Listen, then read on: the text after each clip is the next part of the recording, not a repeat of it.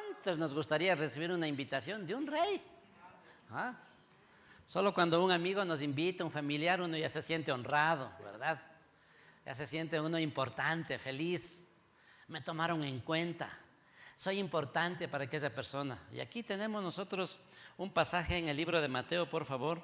Vamos al libro de Mateo, capítulo 4. El libro de Mateo, capítulo 4. Los versículos del 18 al 22. Ahí vamos a ver, vamos a estudiar en esta mañana la invitación del rey.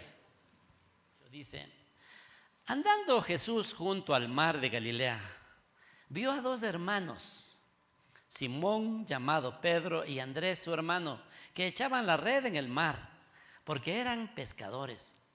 Y les dijo: venid en pos de mí, y os haré pescadores de hombres. Ellos entonces, dejando al instante las redes, le siguieron. Pasando de allí, vio a otros dos hermanos, Jacobo, hijo de Zebedeo, y Juan, su hermano, en la barca con Zebedeo, su padre, que remendaban sus redes, y los llamó. Y ellos, dejando al instante la barca y a su padre, le siguieron.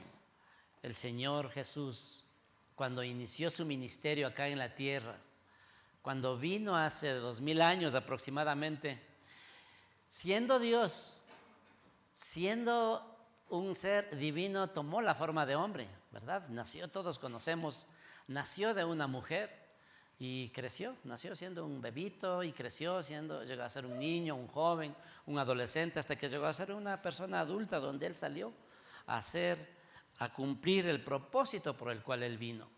Él tuvo un propósito, él no cayó aquí de coincidencia, ¿verdad? Él no cayó aquí en nuestro planeta, en la tierra, porque así sucedió, ¿no es cierto? Es planeado por el Dios del universo, Jehová de los ejércitos, el Padre, el Hijo y el Espíritu Santo, para que Él venga a la tierra a darse a conocer, a mostrar cómo es el Padre Dios a través de la vida de Jesús. Amén. Así que Él es Dios, Jesús es Dios. Y en su magnificencia, en su poder, en su sabiduría, Él vino a la tierra pues para enseñarnos los caminos por los cuales debemos seguir, para prepararnos, para cambiar nuestras vidas y podamos ser un instrumento de Dios para la gloria de Él. Amén. Así que no es coincidencia, no es casualidad. Dios tiene planes y sus planes van adelante y van a cumplirse porque tienen que cumplirse.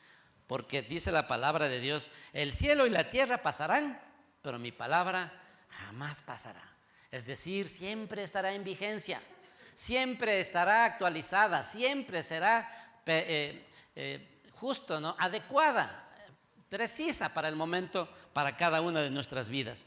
No es una palabra que está caduca, que ya no sirve, que ya eso fue de hace siglos. Hasta hoy sirve y todavía faltan muchas cosas por cumplirse en los años venideros. Amén. Sí. Desde entonces comenzó Jesús a predicar y a decir: arrepentíos porque el reino de los cielos se ha acercado. Él vino con un mensaje de salvación.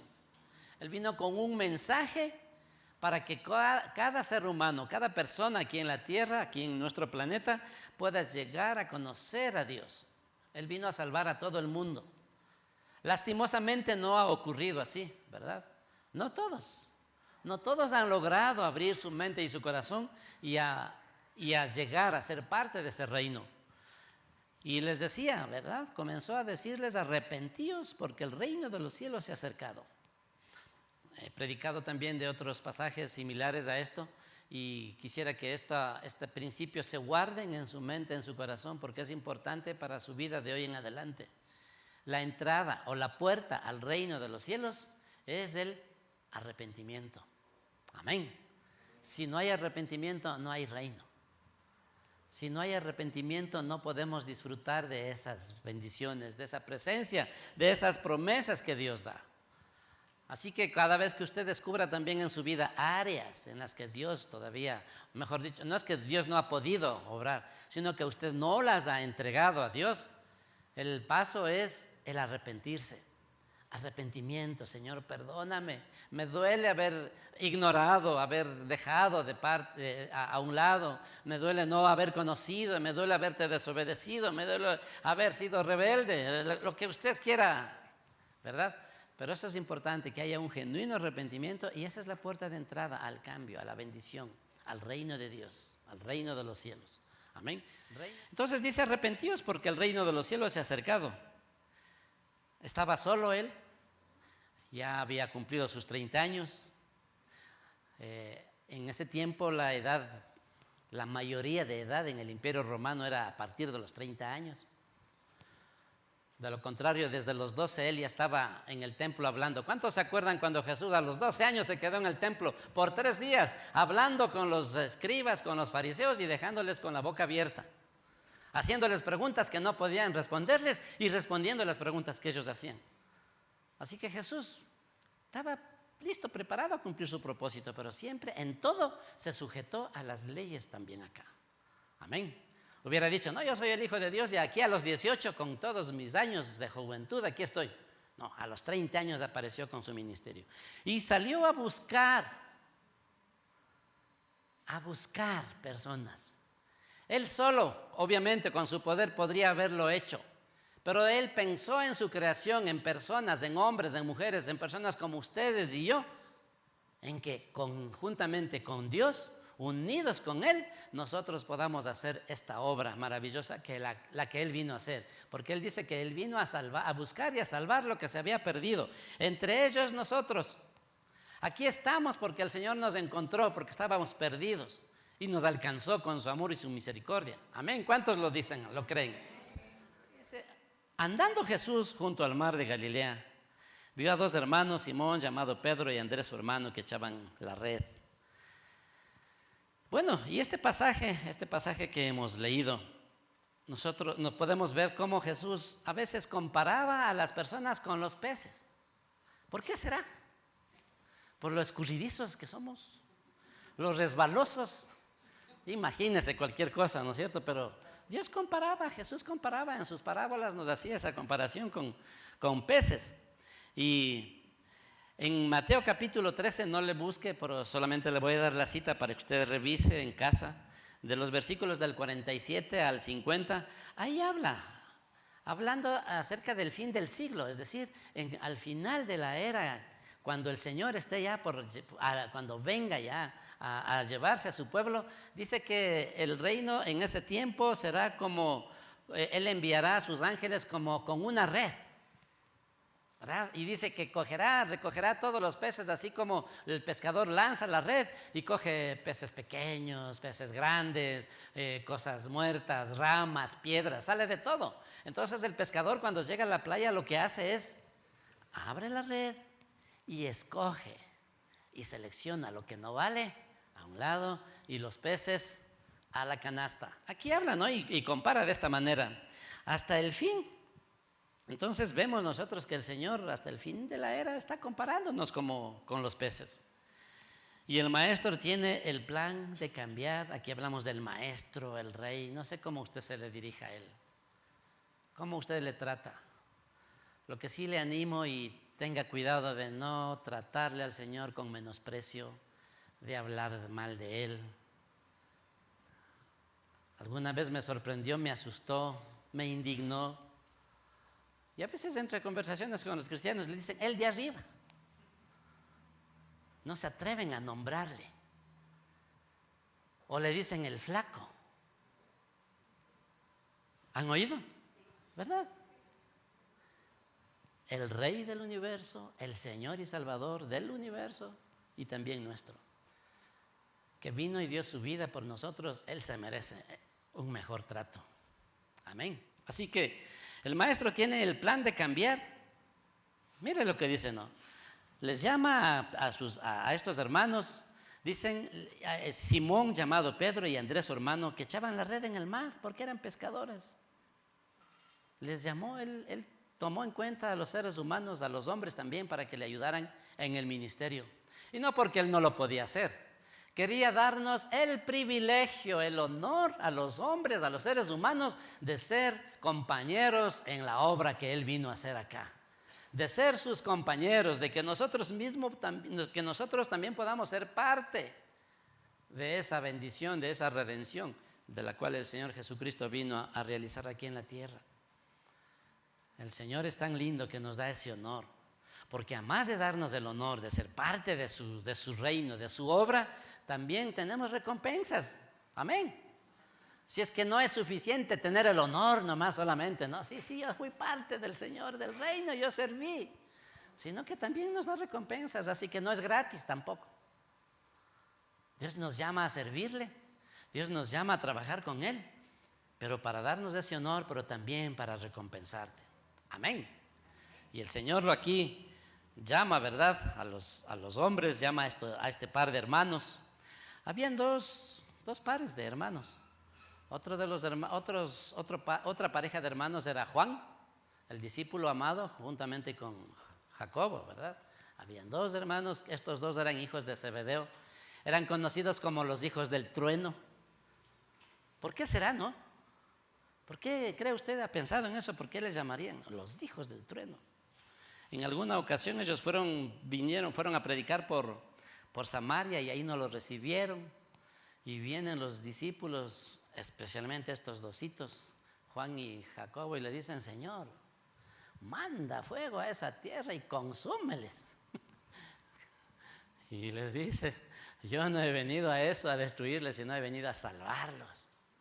He venido a traer esperanza a la gente. Así eran estos hermanos. Así somos a veces nosotros cuando no nos quieren oír, ¿verdad? O cuando se burlan de nosotros: Señor, ya consúmeles. O algunos oran, dice, en vez de, dice, ilumínale o elimínale. Así eran estos hijos del trueno, pero sin embargo, pues el Señor los alcanzó. Y mire, esto yo les noto, hago estas referencias para hacerles notar que el Señor mismo, Él mismo escogió a sus discípulos. Y yo les cuento las características de estos hombres, y parecen hombres comunes y corrientes. Son hombres comunes y corrientes. Son hombres aún sencillos, que su profesión era la pesca. Otros había un recaudador de impuestos que era odiado, que caía mal a todo el mundo. Los judíos le odiaban. Si ellos podrían, le habrían matado a la primera oportunidad, porque para ellos era un traidor, porque siendo un judío trabajaba para el Imperio Romano como recaudador de impuestos. Así, ¿verdad? ¿Esto qué nos muestra? Que para el Señor no hace acepción de personas, y para Él todos le servimos en la obra. Para Él todos, cualquier condición que nosotros tengamos, seamos grandes hombres, personas muy inteligentes, muy preparadas, o seamos sencillos, humildes, el Señor, Él es el que nos va a dar el valor. El valor que nos da es su presencia, su amor, su formación en nosotros, lo que Él haga en cada uno de nosotros. Por eso les leo, ¿no?, acerca de estos, aún estos hijos del trueno, ¿verdad? Dios piensa y espera que cada uno de los que oigamos este mensaje podamos abrir nuestro corazón. Dice, y les dice: venid a mí, venid en pos de mí y os haré pescadores de hombres.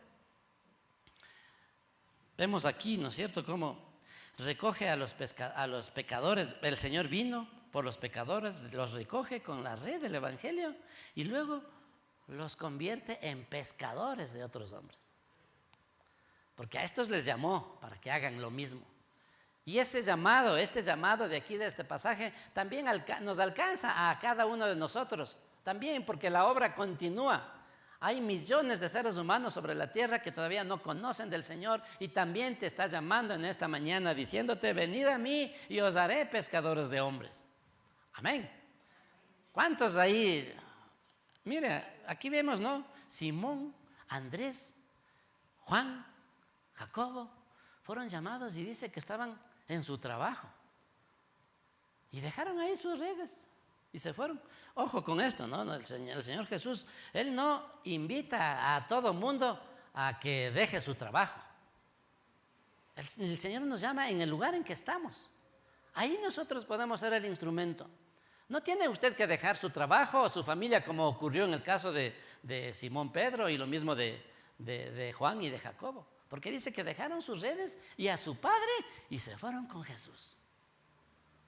No a todos ocurre eso, pero sí, otros seguían en sus labores diarias, en sus trabajos, y ellos podían ser también instrumentos de parte del Señor. Así que el Señor quiere que cada uno de nosotros, a quienes Él ha recogido, le ayudemos a recoger a otros. Por eso es este llamado, para que así como Dios nos rescató, también nosotros seamos instrumentos de Dios, colaboradores del Señor, para rescatar a otros de la vida, de la condenación eterna a la que estábamos nosotros sometidos. Porque sin Cristo estamos perdidos. Sin el Señor, nosotros no podríamos heredar el reino de los cielos. Pero por eso es el primer paso, ¿verdad? Arrepentirse, y precisamente de eso se trata, llevar a la gente. El ser pescador de hombres significa ir a hablarles del Señor, ir a hacerles notar que el hombre ha pecado, que ha ofendido a Dios y que está separado de la comunión con Dios. Y que separado de Dios nosotros no vamos a alcanzar la salvación. Podemos tener religión, conocimientos, títulos, dinero, posesiones, realeza, nobleza, sangre, estirpe, todo lo que usted piense. Ninguno de eso nos va a salvar, solamente el perdón de Dios, solamente el perdón de Dios. Y eso se logra primero con el arrepentimiento genuino, porque el Señor está listo, dispuesto a perdonarnos. No nos pone condiciones, pero sí nos dice, ¿no? Arrepentíos, arrepiéntanse y entrarán en el reino de los cielos. El arrepentimiento es importante. Así que todo cristiano, ustedes y yo, debe convertirse en un pescador de hombres. Amén. Si usted piensa y medita por qué razón está aquí, alguien le habló del Señor, alguien le llevó la verdad, y Dios le quitó la venda de sus ojos y usted pudo conocerlo, y por eso está aquí. Gracias a ese alguien. ¿Qué tal si ese alguien se negaba? ¿Qué tal si ese alguien no desobedecía y no hacía lo que el Señor les llamaba? No estaríamos acá, no fuéramos salvos. ¿Y qué serán las futuras generaciones entonces? ¿De quiénes depende? De nosotros. Nuestros hijos, nuestros padres, nuestros seres queridos, nuestros vecinos, nuestros amigos están esperando esa voz, esos hombres que estén listos y dispuestos, ¿verdad? Hombres y mujeres, de llevar también ese mensaje de esperanza a aquellos que no conocen. Nosotros pensamos que la gente sabe, pensamos que la gente conoce, pero muchos no conocen. Aún dentro de la iglesia, ya cristianos, creyentes, muchos no conocen las promesas, muchos no conocen los caminos del Señor. Por eso está establecida, instituida la iglesia aquí en la tierra, para enseñar, para instruir en el camino del Señor a toda la gente que llega a los caminos de Dios. Todo cristiano debe convertirse en pescador de hombres, como dice aquí, el 19, ¿verdad? Venid a mí, venid en pos de mí y os haré pescadores de hombres. Mateo 4:19 lo declara por medio de una invitación y una promesa. Aquí en este versículo 19 vemos una invitación y una promesa. Vemos la invitación para pescar. Jesús sabe cómo pescar hombres.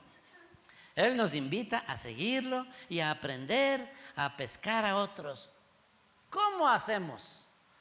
A veces muchos decimos, pero no sé cómo, pero ¿qué le digo? Para eso es el sistema, para eso tenemos nosotros el discipulado.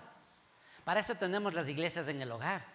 Lugares donde equipamos a la gente, lugares donde la gente aprende la palabra de Dios, aprende las verdades bíblicas, y también eso nos puede servir, luego de aprender, nos puede servir para aplicar y enseñarles a otras personas las verdades bíblicas, la esperanza que hay en nosotros. Para eso es seguir a Jesús. Dice, venid a mí, seguir a Jesús. Pues esta invitación incluye por lo menos dos cosas. La primera, seguir a Jesús significa caminar en sus pasos de santidad. Amén. Ahí es cuando ya no nos gusta, ¿no? Bien estaba. Seguir a Jesús significa seguir sus pisadas, seguir su ejemplo, seguir y aprender, emular la vida de Jesús que tuvo aquí en la tierra. Nosotros también, como sus discípulos, como sus seguidores, también tenemos que morir al pecado. Vivir una vida de santidad, una vida que agrade a Dios. A lo mejor eso es lo más difícil, pero sí hay solución. ¿Cuál es la solución? El arrepentimiento. Nos arrepentimos. Este día es importante porque podemos arrepentirnos y decir, Señor, gracias por esta oportunidad que me das.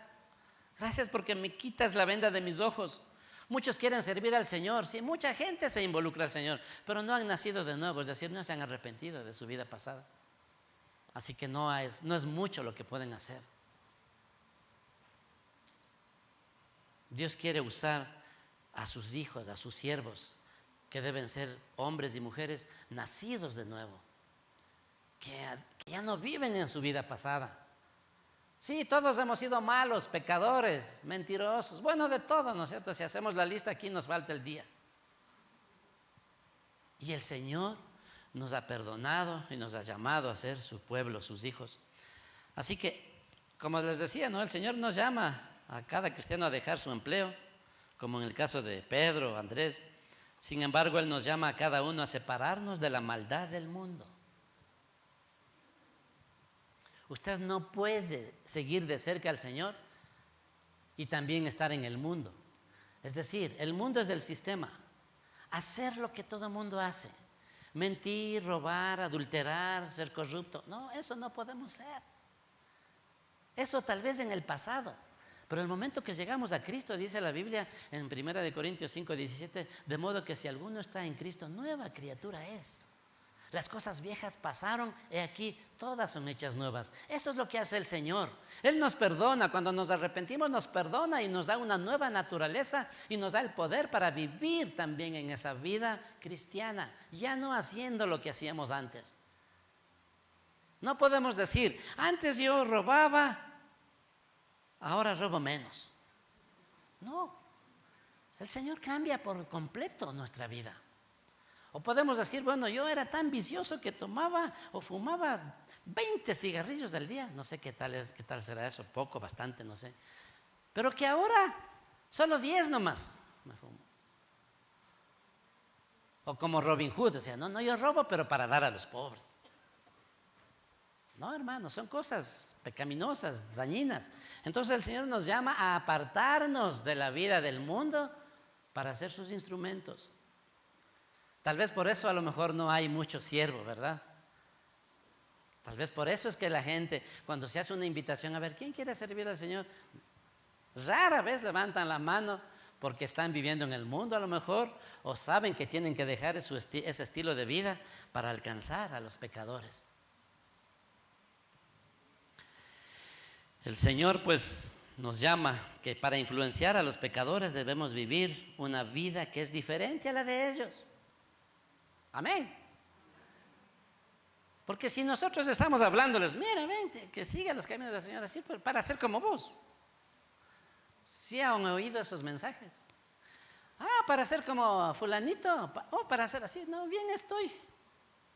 Mire la traba, mire el obstáculo que somos. Y Dios más bien va a demandar la sangre de los que se pierden por causa de nuestro testimonio, de nuestro mal testimonio. Pero bueno, el punto es aquí que Dios nos llama, dice, venid a mí, venid en pos de mí, seguir sus caminos, santifiquémonos, apartémonos para el Señor. O sea, sí, el Señor también oraba por sus discípulos, decía, Señor, y no te ruego que los quites del mundo, están en el mundo, pero no son del mundo. Estamos en el mundo, pero no somos como el mundo. Claro que estamos aquí en el mundo y estamos rodeados de tanta maldad, pero eso no nos debería contaminar. ¿Han visto ustedes aquí tantas lámparas y se apaga una o encendemos una más? Ni se nota. Pero si estuviéramos a oscuras, esa lamparita, por mínima que sea, va a alumbrar. Así tiene que ser nuestra vida. Luz en la oscuridad. Diferente, ¿verdad? Que alumbramos a los demás, a los que están en tinieblas. Por eso el Señor nos llama a hacer, ¿verdad? A seguir sus pasos y poder influenciar. Alguien dijo esta frase que me gustó. La razón por la cual la iglesia tiene tan poca influencia en el mundo, mira, la razón por la cual la iglesia tiene poca influencia en el mundo, ni nos toman en cuenta, muchos ni se sabe siquiera quiénes son cristianos, ¿verdad? La razón por la cual la iglesia tiene poca influencia en el mundo es porque el mundo tiene mucha influencia en la iglesia. Pero esto nos hace meditar que el mundo, el pecado, el sistema ha influenciado, está más dentro de la iglesia. Y de eso debemos tener cuidado. Nosotros somos llamados a ser apartados para Dios. Nosotros somos llamados a vivir una vida diferente. Como, imagínense, ¿no? Si nosotros fuéramos, no sé cómo, yo les llamo inconverso, o no creyente, o impío, es decir, que no tenemos a Dios en nuestro corazón. Una persona así jamás va a llevar a otra persona a Cristo. ¿Con qué argumento? ¿Con qué herramientas? ¿Con qué verdad? ¿Con qué testimonio? Por eso nosotros somos llamados a ser apartados para Dios y que nosotros ser ese instrumento para llevarlos al Señor, a esas personas. Amén. Es fácil ver la luz, ¿no es cierto? Como les explicaba. Tengo aquí una ilustración importante. La sal, cuando usted come la comida salada, después de comer eso, ¿qué pasa? ¿Qué le da? Sed. ¿Por qué cree que el Señor Jesús decía, vosotros sois la luz del mundo? Y también dijo, eres la sal de la tierra. ¿Ah? ¿Se ha pensado, ha meditado en esto, que nosotros somos la sal de la tierra? Es decir, que con nuestra vida la gente debe tener sed de conocer a Dios. Nosotros estamos en la tierra, en este mundo, para provocar sed en el mundo, sed de Dios, sed de la palabra, sed de conocer al Señor y Salvador. Amén. Por eso dice, ¿verdad? Somos la sal, somos la luz del mundo, la sal de la tierra. El otro punto es seguir a Jesús significa aprender a amar y a buscar a los perdidos. ¿Esto es difícil? Si nosotros tenemos una relación con Él y Cristo viene a vivir en nosotros, Él es amor. Y si tenemos a Cristo en nuestro corazón, hace un milagro increíble.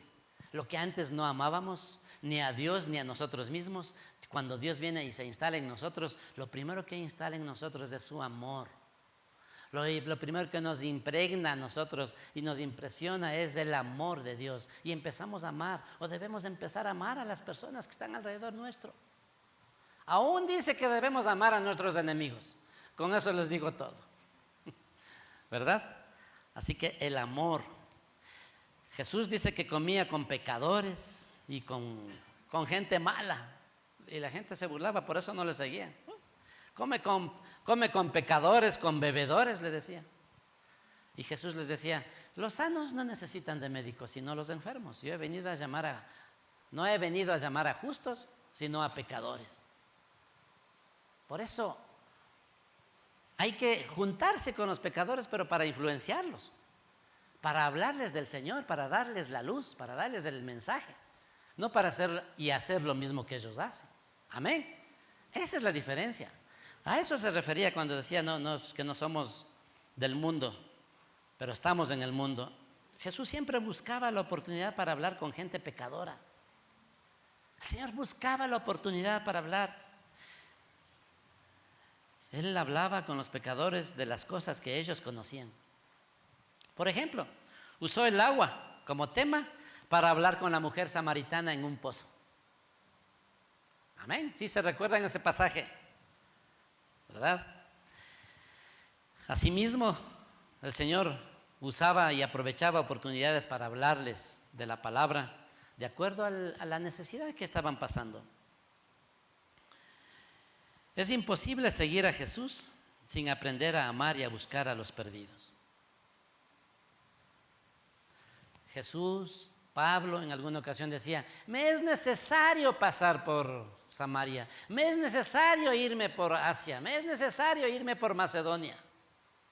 Porque Dios tocaba sus corazones de tal manera que les llevaba a esos lugares porque ahí había necesidad. Ahí había necesidad de gente que se perdía. ¿Cuántos de nosotros podríamos decir, me es necesario ir a visitar a este amigo, a esta familia? Me es necesario ir a hablarles la verdad, a sacarles de las tinieblas y ser un instrumento de Dios para salvarles a aquellas personas que no conocen de Dios. Amén. Me es necesario.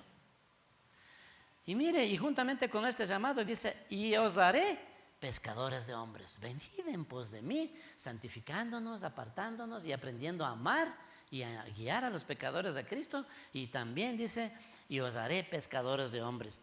Para los que siguen a Jesús existe una gran promesa, ¿no? A los que dicen, venid en pos de mí, esto se une con, y os haré pescadores de hombres. Nuestra parte es seguirle a Él.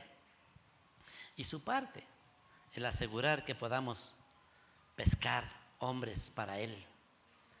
Por eso el Señor nos prepara, por eso el Señor ha mandado a su Espíritu. Por eso Dios ha tocado nuestras vidas. Por eso el Espíritu nos está hablando ahora mismo. Y hasta nos está recordando qué persona necesita del Señor. No desoiga, no se haga el que después no se da cuenta o no se acuerda que usted pueda salir. No, me es necesario ir a hablarles a estas personas. Me es necesario ir a alcanzarles con el mensaje que el Señor tiene. Debemos nosotros estar abiertos con nuestro corazón, con nuestra mente